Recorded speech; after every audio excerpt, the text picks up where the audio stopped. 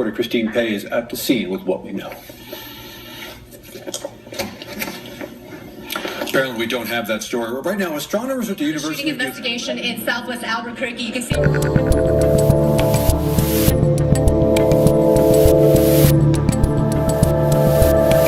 What up, yo? I'm Dave Rubin. This is the Rubin Report. It is February 8th, 2024. We're live streaming on Rumble, Locals, and YouTube. We've got a Rubin Report community Q&A. If you want to get a question in on the fly, rubinreport.locals.com, and you can ask me anything, as the kids do on the internet. I'm running out of air. The theme of today's show is that normal people continue to wake up, and I really want to make that a theme of the show going forward. If anyone anywhere, be it a football star, a podcaster, a politician, a janitor, or a shoe salesman, if they start waking up for whatever reason and start speaking out and it starts getting traction, those are the voices that I want to amplify, because I keep telling you guys, it's not about this right-left thing. It's not liberal-conservative.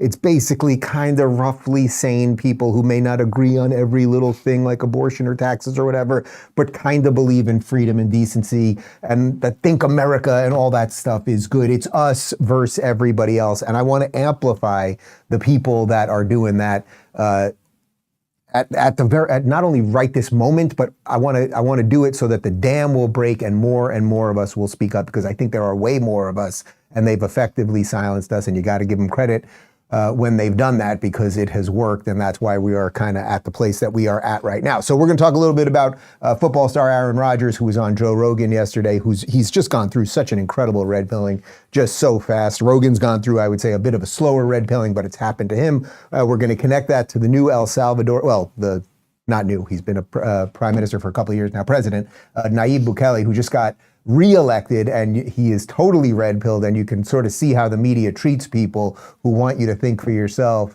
and not just be obedient to the machine. So that's what we will be doing on the program today. Get yourself some popcorn and get ready to go. But first, let's talk about Tax Network USA. Guys, are you struggling with your back taxes or unfiled returns?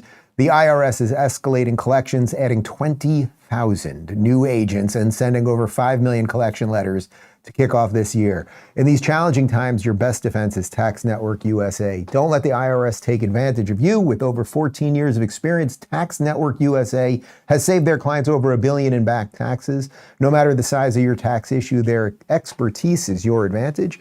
They specialize in negotiating with the IRS, aiming to significantly reduce your debt. Tax Network USA doesn't just negotiate, they also protect your assets from IRS seizures and manage your yearly returns for ongoing compliance. Importantly, they are licensed to help you with all state tax issues, regardless of where you live in the U.S.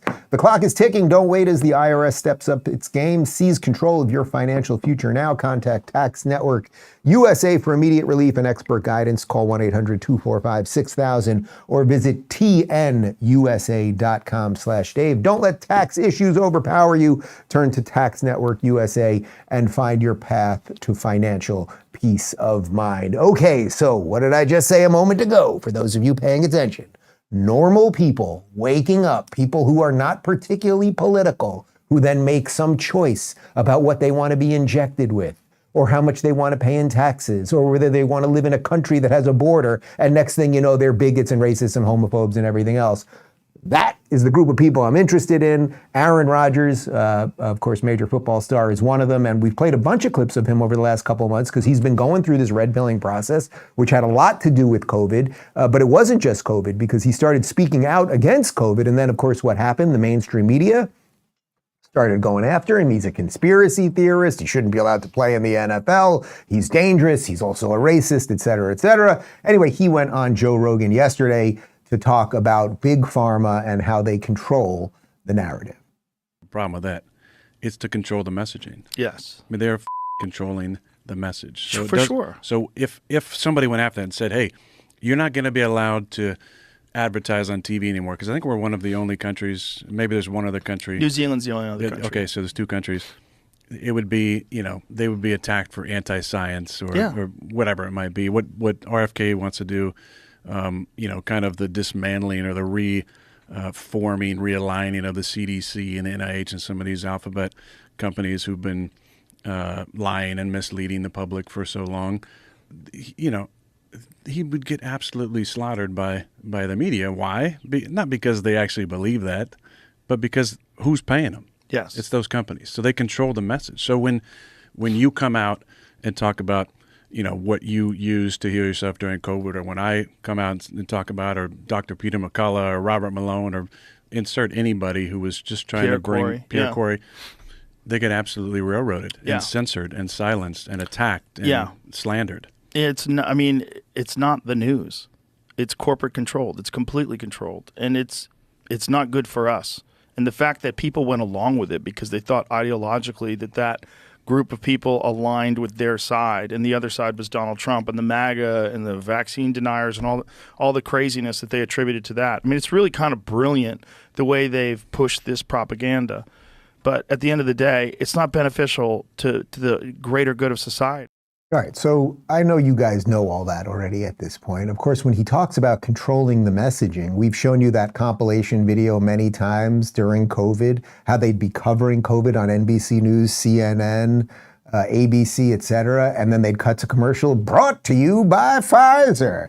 And it's like, oh, really? So you're taking money from the very people who you are supposed to be objectively talking about and criticizing where criticism is due, et cetera, et cetera. So it is bought and controlled. And of course, what Rogan hits on at the end there is also right, that, you know, unfortunately, so many people went all in on Donald Trump, and the conservatives and the Republicans are all racists and maniacs and they hate everybody and everything else, that liberal chunk of people, let's say, or the sort of mainstream chunk of people, they were just like, oh, we'll just trust the experts because at least they're not them. And the experts, the entire expert class, basically made up a whole bunch of stuff. They had to redefine the word vaccine because this vaccine didn't actually vaccinate you. 6-foot social distancing made no sense. The lockdowns made no sense, all of those things. And if you haven't seen my interview yet from just 2 days ago in DC with Senator Rand Paul, he talks about how where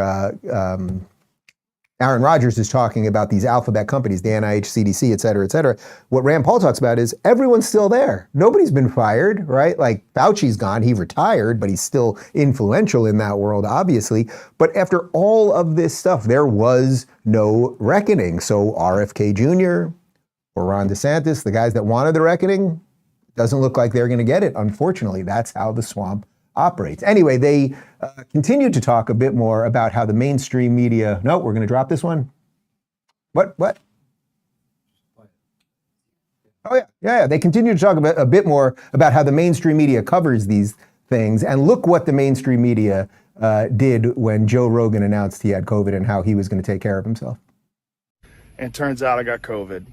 So we immediately threw the kitchen sink at it. All kinds of meds, monoclonal antibodies, ivermectin, Z-Pak, prednisone, everything. Did you catch what CNN did right there? Did you see the color of Joe Rogan's face on the CNN version of that?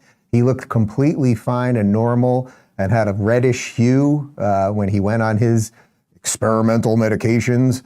And when CNN put him on, he was green. So this is just another way that they do all these things. And by the way, then what happened at the exact same time as all of this was unfolding? Suddenly, for 2 weeks, the entire mainstream media was calling Joe Rogan racist because they unearthed videos of him saying the N-word, even though, as you know, he was not saying it in a racist way. He was saying it to mock the people who actually are racist. But who's been the number one guy going after Aaron Rodgers as Aaron Rodgers has woke up? Well, it is, I would say, government mouthpiece, quote unquote, comedian Jimmy Kimmel. And you may remember this one from his show at the height of COVID. This is one, like if you look at all of the late night crap that we can show you and throw back to during COVID, this might be the single worst moment.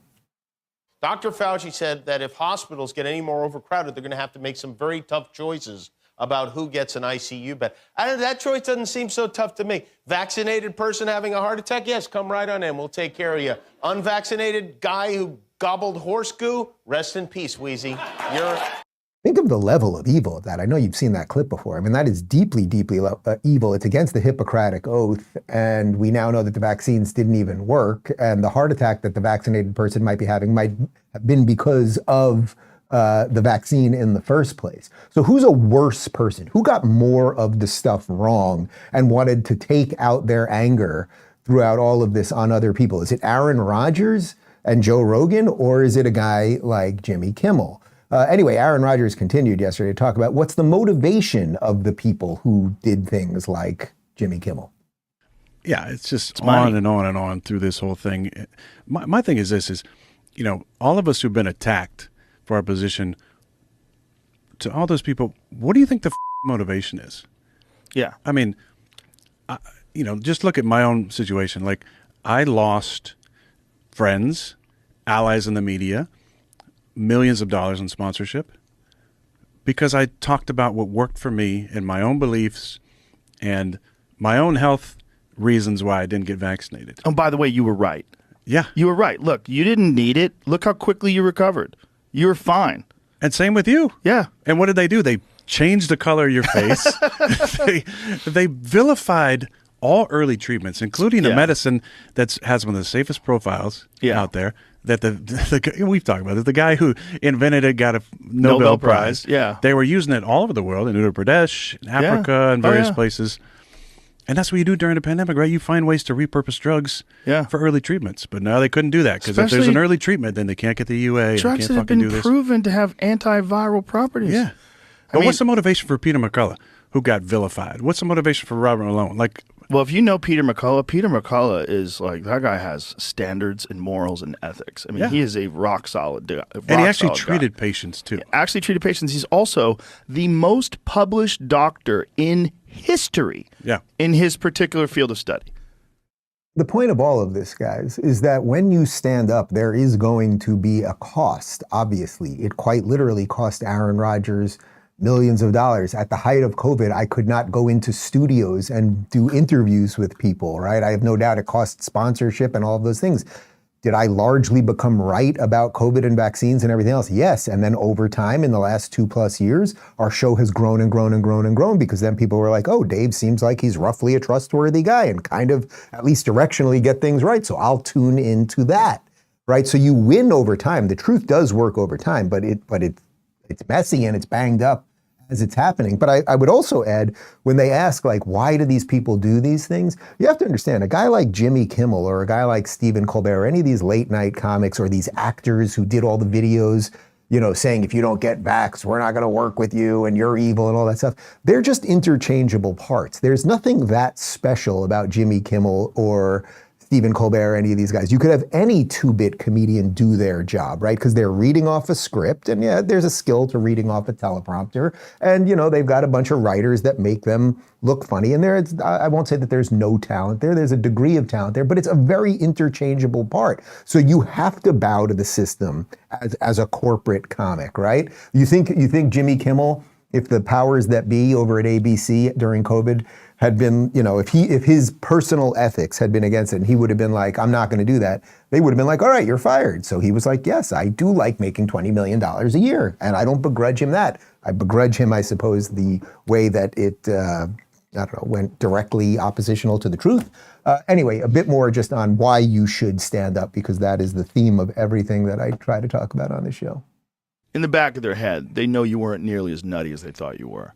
Yeah, I mean, I think it's more research comes out. There's more papers published in very reputable scientific publications that talk about, you know, all the things that I was kind of stopping for and talking about.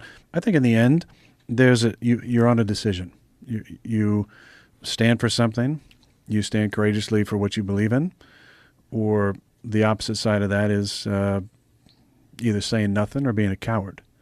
And I wasn't willing to do that. Now, say whatever you want about the way I went about doing it. In the end, I made a decision that was best for me. And I'm going to continue talking about this stuff because it's important to me. And I don't want the memories to be lost. I don't want what I went through to get brushed over. And also, I don't give a I've been able to make a ton of money playing a sport that I'm really good at, and I'm thankful for that. I have a platform. Some people want you to just shut up and throw a football, and that's fine. But I think there has to be certain voices of reason. And many people say I'm an idiot. I'm not smart. I got attacked for my intelligence levels, which is an interesting angle to attack me on. There's a lot of things you can say about me, but that's an interesting angle to go. But in the end, I believe that what I did and what I stand for is a tough position to be in. But I think it's important responsibility to continue to speak up and use my voice to give other people the permission to stand up as well. Because there's a lot of people that believe a lot of the things that I believe in that don't have the opportunity to do it, don't have the courage to do it, don't have the platform to do it in. And I feel like I can speak for some of those people and hold the line for them.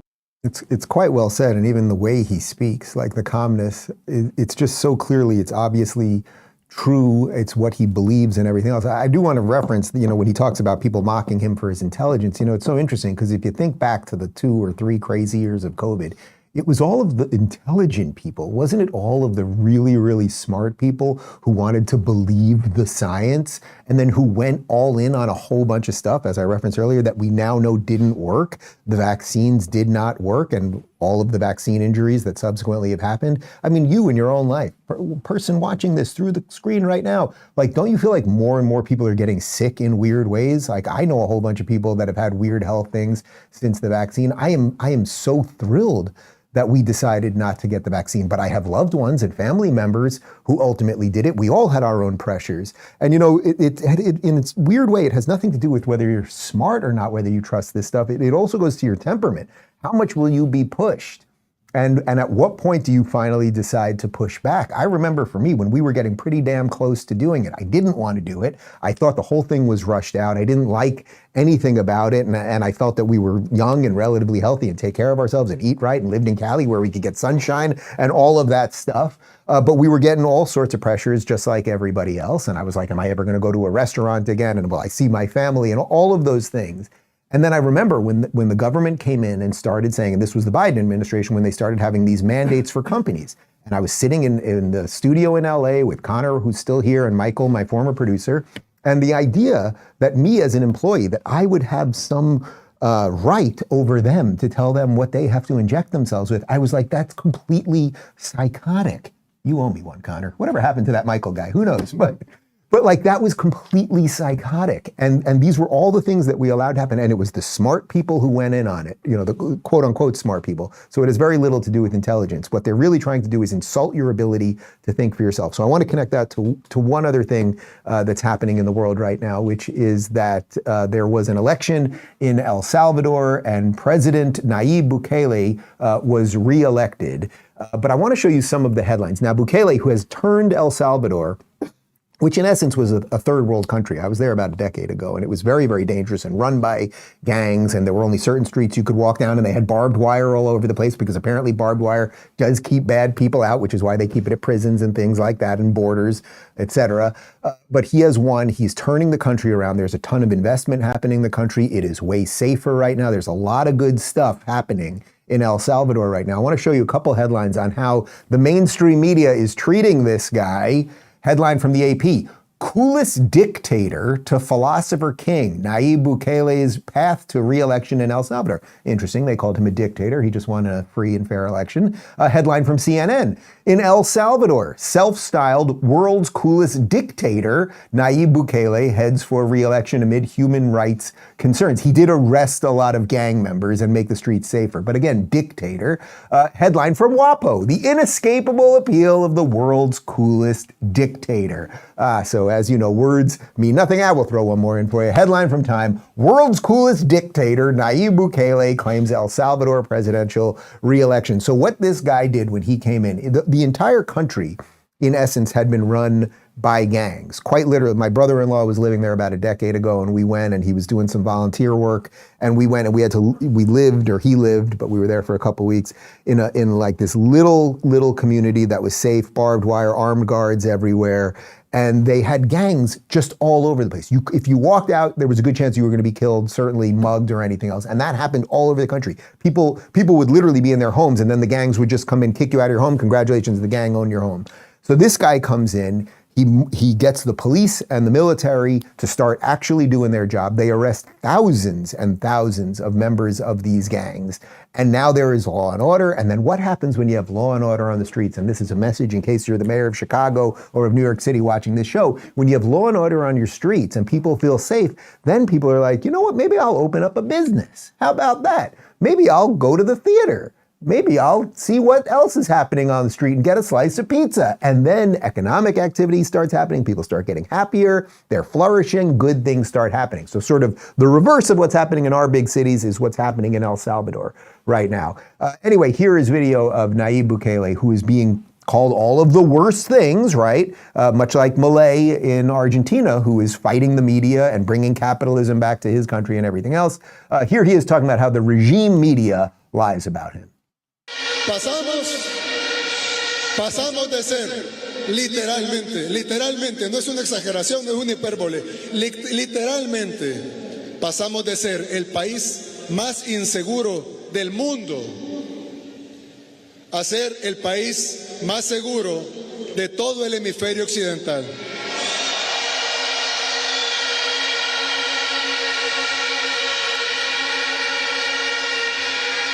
El país más seguro de todo el continente americano. ¿Y qué dijeron? Está violando derechos humanos. ¿Los derechos humanos de quién? ¿De la gente honrada? No. Tal vez pusimos prioridad en los derechos de la gente honrada sobre los derechos de los delincuentes. Eso es lo único que hemos hecho. Y lo que ustedes a eso le llaman violar derechos humanos. Yo le pregunto a estos organismos, a estos gobiernos de naciones extranjeras, le pregunto a estos periodistas, ¿por qué desean que nos maten? ¿Por qué desean ver sangre de salvadoreños? ¿Por qué no están felices de que en nuestro país ya no corre la sangre que corría antes?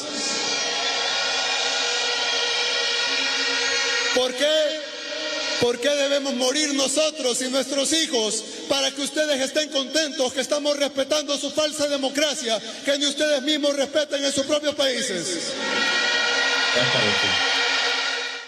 All right, so for those of you listening on audio, in essence, what he's saying there is that we are going to have a country where we are going to stand up for the rights of our citizens, of people who are functioning in our society the way they are supposed to. For El Salvadorians, he says something to the effect of, they're criticizing me because of human rights violations. He says human rights violations for who?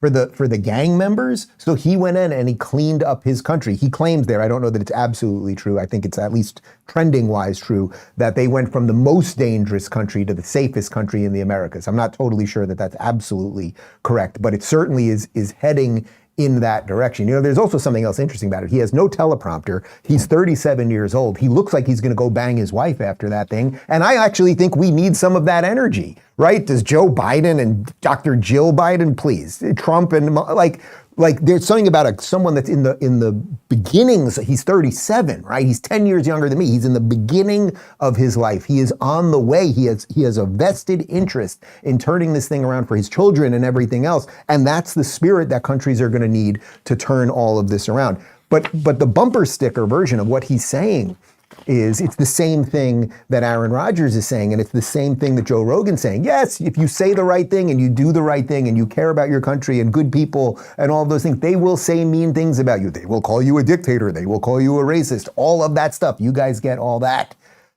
But it is worth it because at least you will have your own mind, right? And you might have a chance.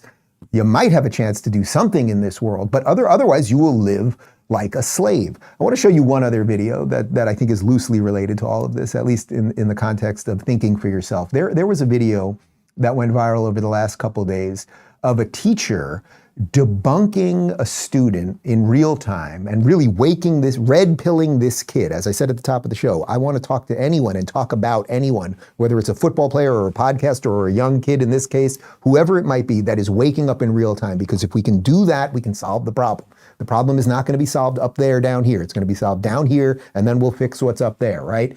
So check out, this is a teacher debunking just so brilliantly a student who accuses J.K. Rowling of being transphobic. And you know about this story. We've covered it quite a bit. J.K. Rowling, all she has said, J.K. Rowling, who of course created Harry Potter, all she has said is that you shouldn't have men and women's sports and things along those lines. There's biological differences between men and women, all the stuff that we all knew was true 10 years ago. Anyway, it has become sort of part of the internet that she's now transphobic, and these people are trying to write her out of new Harry Potter stories. It's all so stupid. Anyway, this kid asks the teacher about J.K. Rowling's transphobia and controversial comments, and just watch this. So these guys want to talk about J.K. Rowling? Is that so? What's going on with that? What do you want to know? She's had a pretty controversial past. I just want to know, like, what are your thoughts on it? And, like, do you still like her work despite her bigoted opinions? So let's get specific, though. Let's define bigoted opinions. What opinions are bigoted? We're going to treat this as a thought experiment. I'm not going to say what's right or wrong or what way to think. The whole point is to learn how to think, not what to think. Yeah. So when you say bigot, you're starting with the conclusion that given her bigoted opinions. Yeah. So first let's start with, does she have bigoted opinions? So when you say bigoted opinions. She has had a history of being extremely transphobic, I've heard. Hey, you've heard. So what? Can you give me an example? If you look at her Twitter, I think you could see a few things. If you want, I could try and find see something. See if you can find one. So, one of these tweets that she came out with in 2019, she said, "Dress however you please, call yourself whatever you like, sleep with any consenting adult who will have you live your best life in peace and security, but force women out of their jobs for stating that sex is real." So you find that bigoted? What do you find about it was in there? It was deemed transphobic. I myself. Do you find that transphobic yourself? I don't really have an opinion on it, but I'm just going with what a lot of other people have said. Okay, so we're going to show you a bit more in just a second, but do you see what this teacher, and we can make fun of teachers all the time, and our education system has been demolished, and we have activists, not teachers, and as the teacher points out there, too many places of education are teaching them what to think instead of how to think. But did you see the way he systematically did that? It was a surgical strike. Let's get specific. What's bigoted? Does she actually have bigoted opinions? Give me an example. So then he gives the example, and now you can see the kid already is suddenly waffling. Well, now check this out. So let's pause there. Let's not go with what other people are saying. Let's try and learn how to critically think. So let's analyze the tweet ourselves. So that statement, do you see anything problematic? Disregarding other people's opinions. She did try and pin some things on a specific group of people. Where does she do that? Can you read that? But force women out of their jobs for stating that sex is real. So when I hear that, I'm interpreting that as meaning if a woman says that, saying that there's a difference between men and female and then being attacked as transphobic, I think that's what she's saying by attacking someone for stating that sex is real. That is exactly what she's saying. Is that transphobic to you?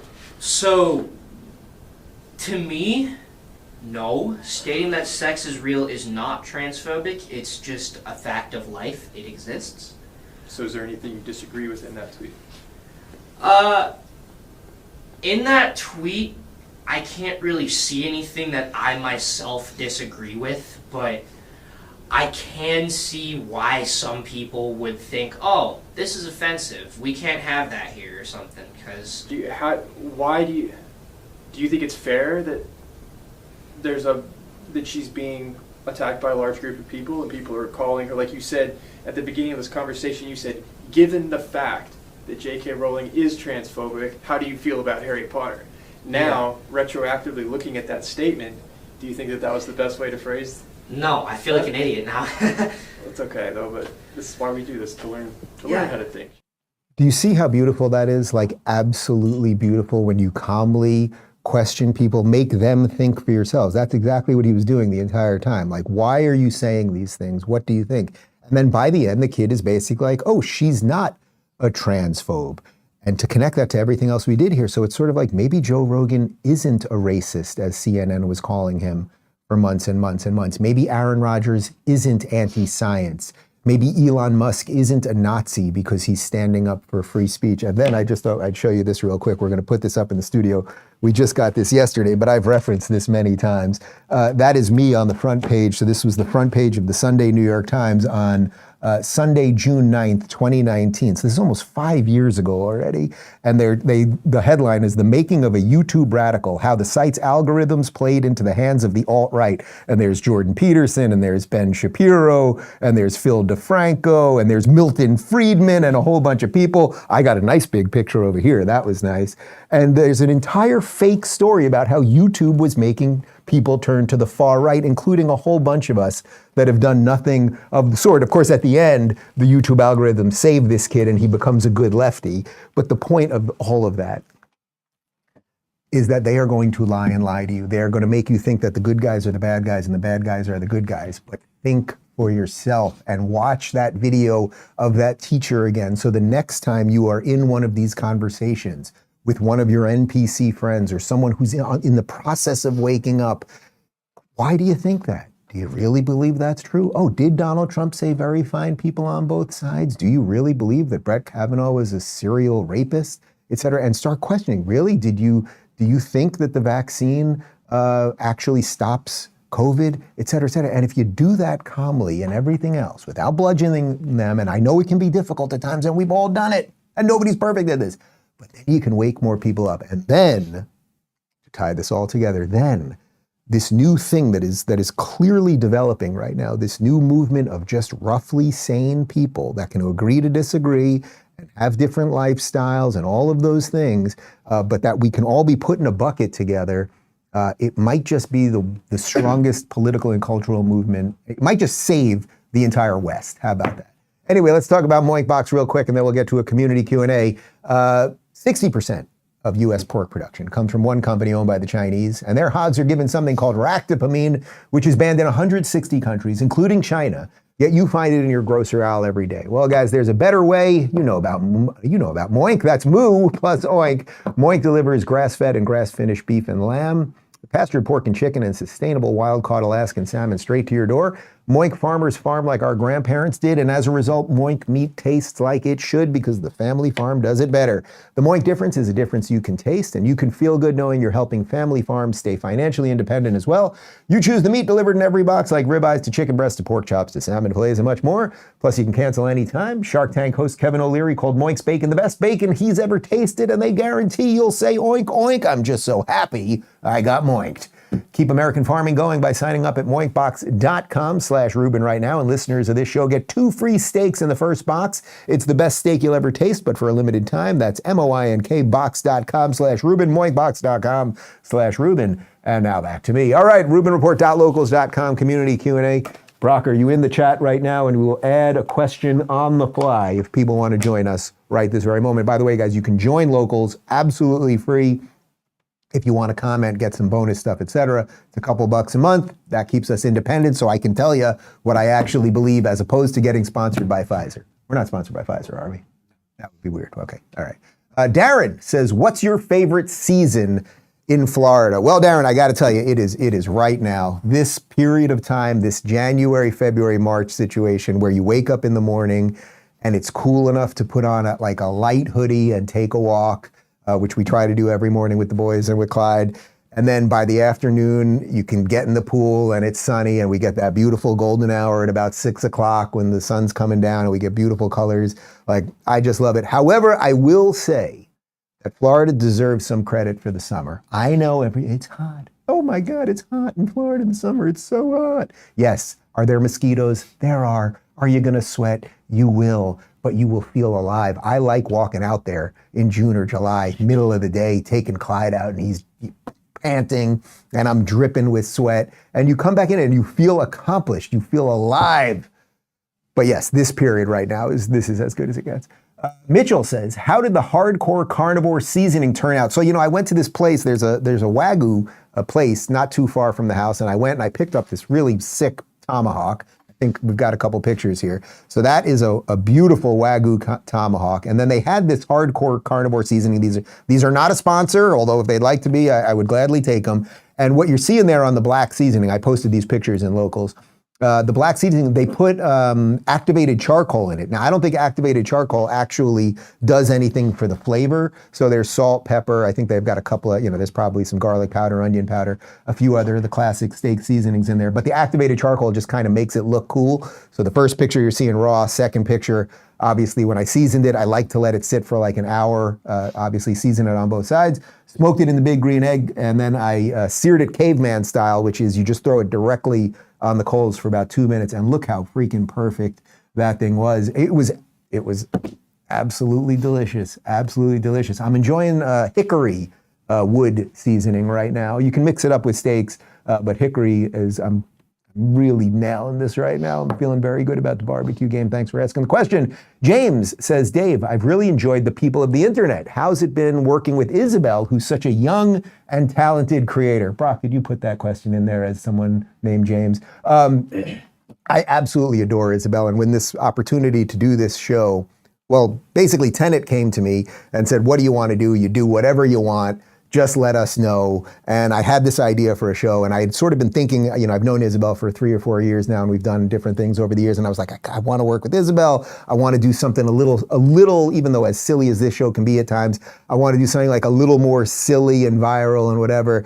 I just adore her. I think she's great. She's got an incredible future ahead of her. She has a book coming out in about, I think next month, if I'm not mistaken, right? Book's coming out next month. Yours truly wrote the forward to that thing. I just love doing it. I think our vibe is right. Like it's just kind of silliness in the middle of the day. So if you have not checked out People of the Internet, you should. We don't do hardcore politics, a little cultural stuff, a little politics, but it's mostly just like the nonsense of what people are doing on the internet. And there is just a lot of nonsense. People just spending time, they have a problem and then they walk into the car, they sit down and they start screaming at the phone. I find those always to be quite interesting. Or I love all the news person cracking stuff and all that. But yeah, I adore Isabel and she's great and I look forward to doing this for a long time with her. Lynn says, you were mentioning a good series to watch. Have you watched The Bear yet? It's on Hulu, excellent. Another one on Netflix, which you may have seen because it's older, is Money Heist. But if you haven't seen it, you all have to see it. It's riveting. I couldn't stop watching. I have not seen either. Are you giving a thumbs up to The Bear? All right, Brock's giving the thumbs up to The Bear. Have you guys seen Money Heist or The Bear? Nobody else has seen them? I will take that under advisement right now because we're all in the midst of this team building exercise. One more time, I'll tell you what happened. We said, okay, sat down with all the guys at dinner. I said, we're all going to pick a show and we'll watch it together over time. That'll be a team building exercise for all of us. Brock picked a show, a Japanese animation show called Attack on Titan. We all watched a couple episodes and we basically pushed it aside. I'm sorry, he loves it. It apparently defines his whole life, but we were just like, we can't take this anymore. So now we've agreed. He said, okay, you don't have to watch all of Attack on Titan if we can all watch Barbie together. So apparently we're going to watch Barbie together at some point. So that was his. Phoenix has Ozark, so we're going to do that, which I have not seen. Severance. All right, Connor has Severance, which apparently there's only one season of. Joey has Peaky Blinders, which David's been watching and he wants me to watch. Adi has Ted Lasso, so I guess we're going for something a little sillier. I haven't seen that. And mine is The Sopranos. So stay tuned as we when we start each show, I'll let you guys know so you can kind of watch with us and we'll do maybe, I don't know, like 3 episodes a week, that kind of thing. We'll be doing this basically till 2044, pretty much. Veronica says, when have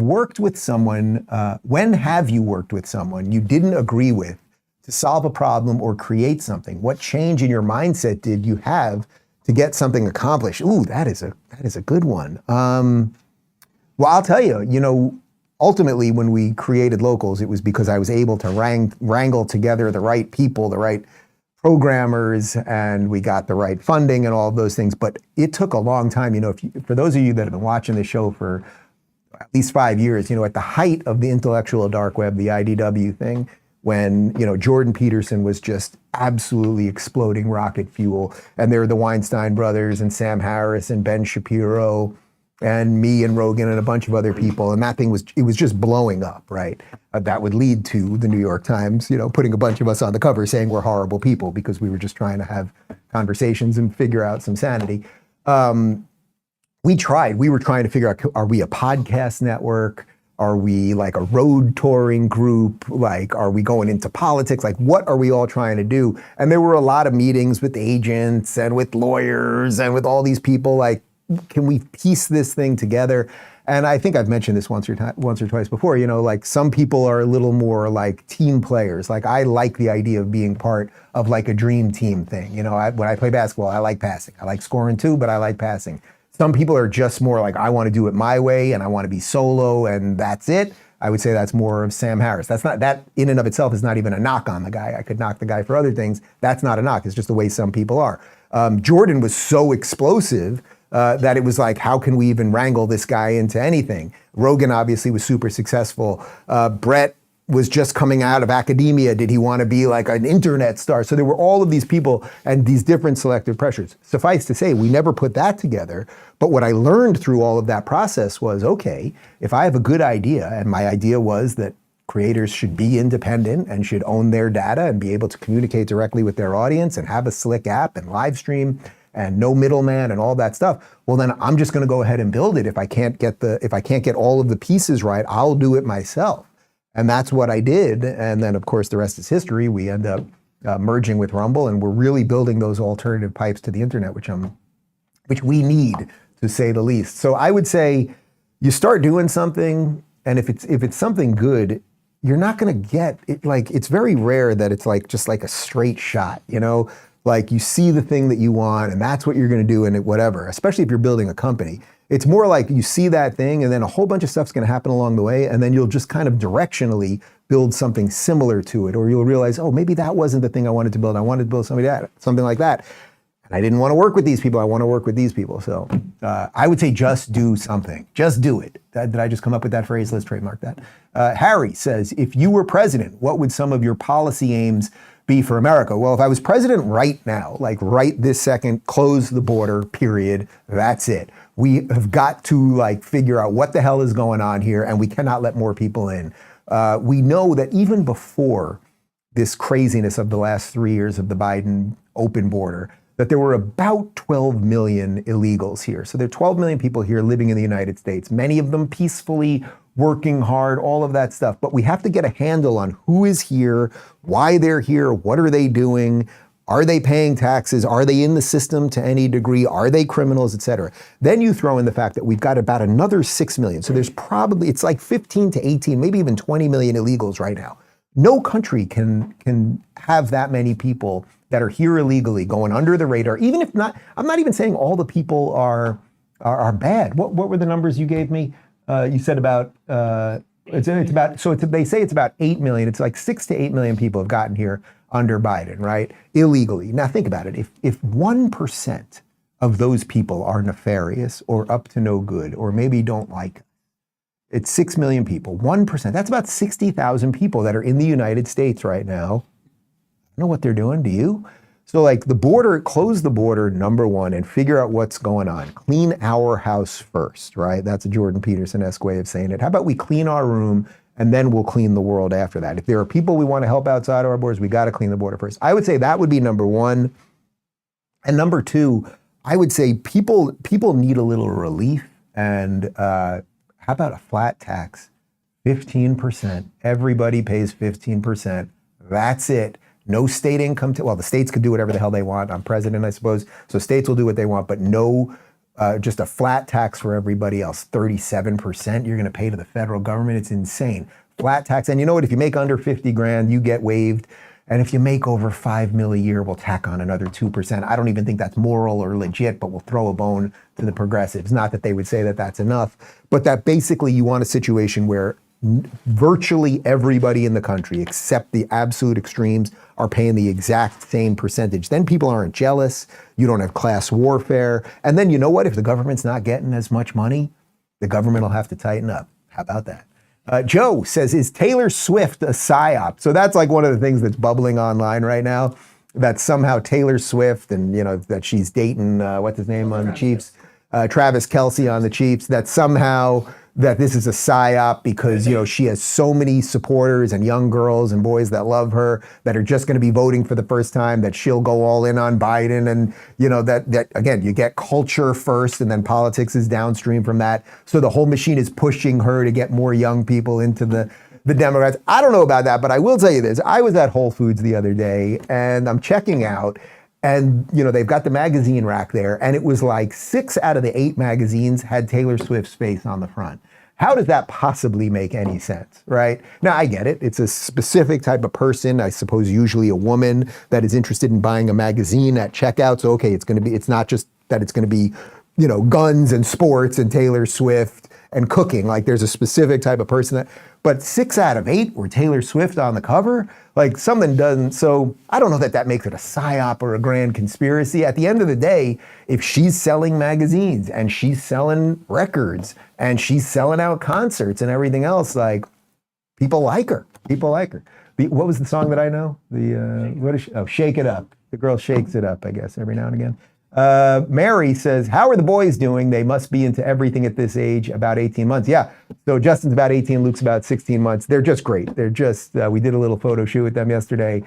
Justin's just tearing everything apart and jumping around and just constantly nicked here and there and all, whatever, and throwing things and everything. Luke, as I told you guys, he runs a little cooler, but now he's pushing back a little bit more and he's climbing around. His new thing is he likes to get as high as he possibly can and then just drop off whatever it is. And it doesn't matter if anyone's there. So I like to try to be there when possible, but like climb to the highest, thing on the couch and just go.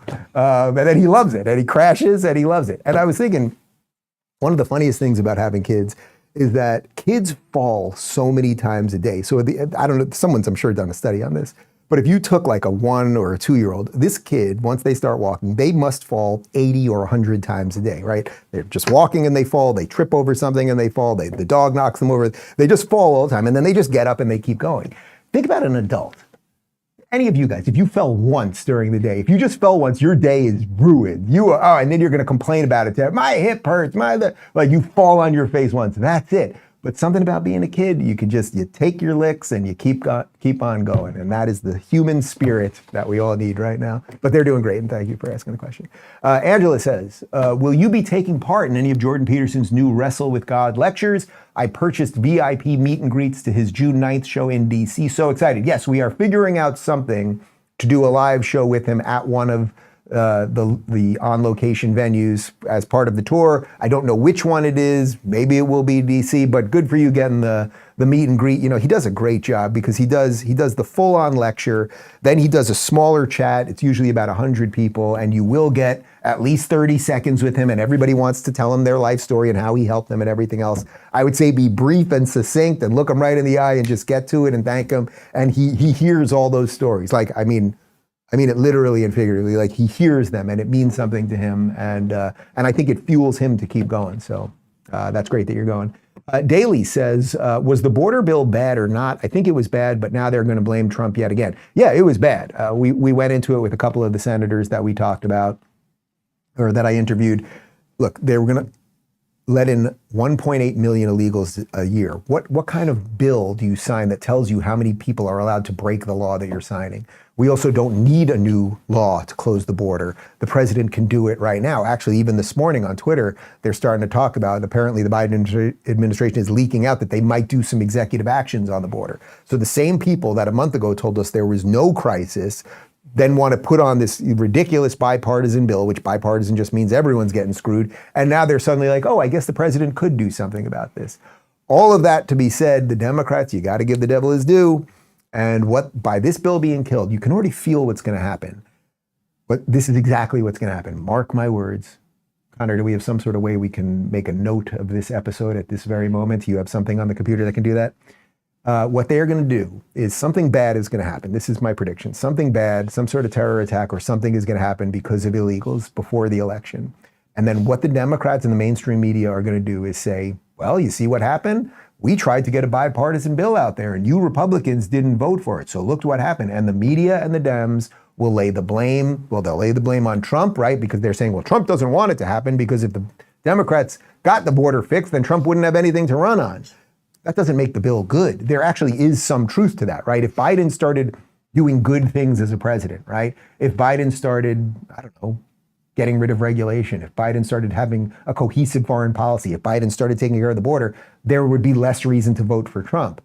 I don't think he's going to do any of those things, but I think they will figure out ways to blame things on Republicans and Trump, and by the Republicans killing the bipartisan deal, which again, I'm saying is a bad deal. It is a bad deal. Read it for yourself. 5,000 illegals can come in a day, 1.8 million a year, and that's only for Mexico. Non-contiguous nations, so like China, for example, if you're from a non-contiguous nation and you get through with China, then you don't even count at all. So it would be an unlimited amount of those people. Like only DC could come up with this. But it will be used. The killing of the bill will be used against the Republicans on election time. Kat says, what's a skill that you want to learn? We're building out a big garden situation here, like a 15 by 40 foot garden situation. And we're also, I'm working on putting in a bigger, we had a little chicken coop when we were in Cali. I want to do a chicken coop situation, like a little composting thing. I want to do a little more of the homesteading thing in general. Like I just want to be, I'm not going to be off the grid living in Miami, and I don't want to be like fully off the grid, or at least at the moment. But just being able to really do more things and know that if the shit hit the fan, that we could really take care of ourselves and all of those things. So I'm really, we've done little gardening thing, and it's obviously pretty easy to grow stuff here in Florida, especially citrus and that kind of stuff.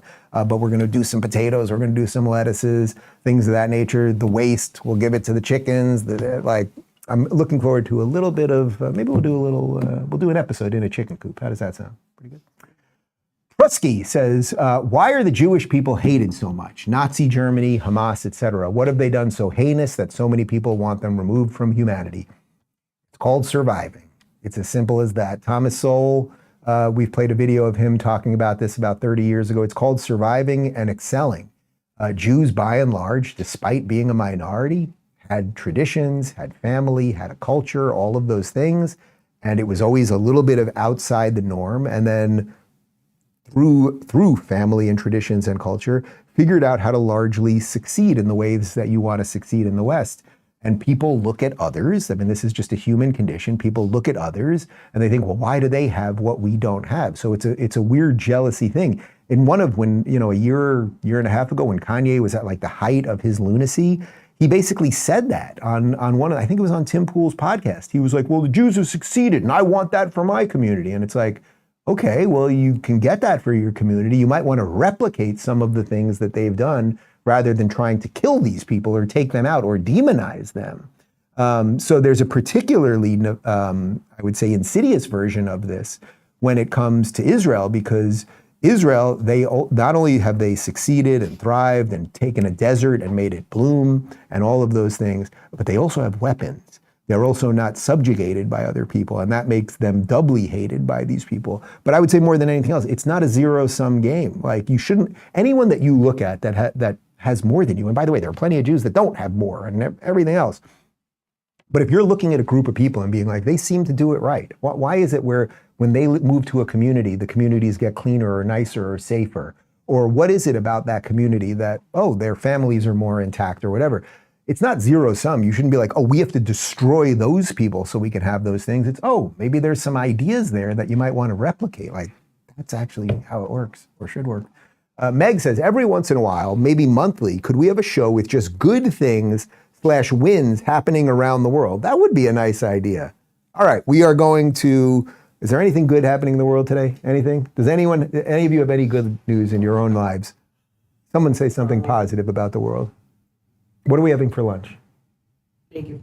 We're having, all right, that's a, no, just good. All right, we're going to find some good things. No one's giving me anything good at the moment, but we will find, I like the idea, yeah. The problem is that people don't respond that much to good things. I always try to tie the show in like a positive way at the end.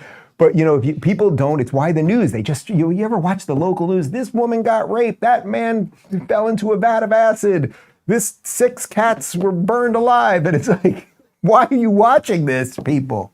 But for some reason, people do.